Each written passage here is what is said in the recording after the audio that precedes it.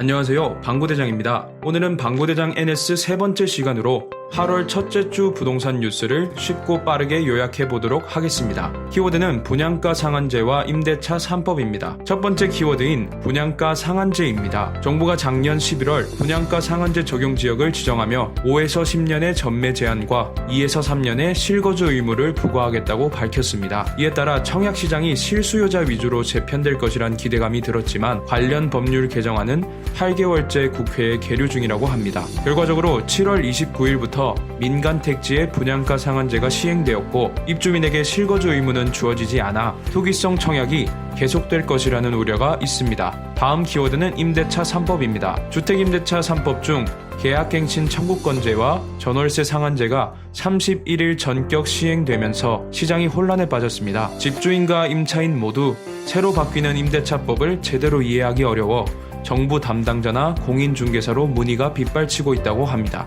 혼란스러운 세부 규정에 대한 답을 질문과 답변 형식으로 요약해 보겠습니다. 1번. 임차인은 언제부터 계약갱신 요구가 가능한가? 임대차 기간이 끝나기 6개월 전부터 1개월 전까지 청구 가능합니다. 단 올해 12월 10일부터는 6개월 전부터 2개월 전까지 청구 가능합니다. 2번. 묵시적 갱신도 갱신 요구권 행사로 보는가? 묵시적 갱신이란 임대인이 임대차 기간이 끝나기 6개월에서 1개월 전까지의 기간 동안 임차인에게 계약갱신 거절, 계약 조건 변경 등을 통지하지 않는 경우 전 임대차 계약 조건과 동일한 조건으로 자동 연장되는 것을 말합니다. 이 같은 묵시적 갱신은 임차인이 갱신 요구권을 행사했다고 보지 않습니다. 3번. 계약갱신 청구권 행사 이후 임차인은 무조건 2년을 거주해야 하는가? 그렇지 않습니다. 계약 해지가 가능하고 임대인에게 통지한 날로부터 3개월이 지나야 효력이 발생합니다. 즉, 이 집에서 더 안 살 거라 말한 후 3개월간은 그래도 임대료를 내야 한다는 말입니다. 4번. 임대인이 갱신을 거절할 수 있는 경우가 있는가? 임차인이 이기 차임액만큼 연체한 경우 혹은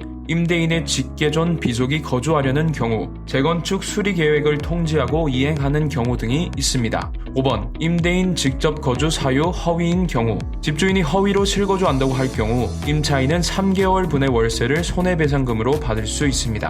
6번. 계약갱신 청구권 행사 시 전세에서 월세로 변경이 가능한가? 임차인이 수용하면 가능하나 기본적으로는 불가능합니다. 7번. 집주인이 전세대출을 거부하여 세입자를 내쫓을 수 있을까요? 불가능합니다. 주택도시보증공사 규정에 따르면 전세값의 증가액에 대한 추가 대출에선 단순히 공시송달에 의한 통지 절차만 있습니다. 즉, 집주인의 허락 없이 전세값 증가액에 대한 대출을 받을 수 있다는 말입니다. 8번. 임대차 3법 모두 시행이 되나? 계약갱신 청구권 전월세 상한제는 7월 31일부터 바로 시행이 되지만 전월세 신고제는 시스템 정비 후 내년 6월부터 시행이 됩니다. 세입자가 전입신고만 해도 전월세 신고한 것으로 처리되며 전월세 신고를 통해 수집된 정보는 주택매매 실거래가 정보처럼 국민에게도 공개될 예정입니다. 아직은 자리 잡지 못한 임대차 3법으로 인해 혼란스러운 한 주였습니다. 방구대장이었습니다.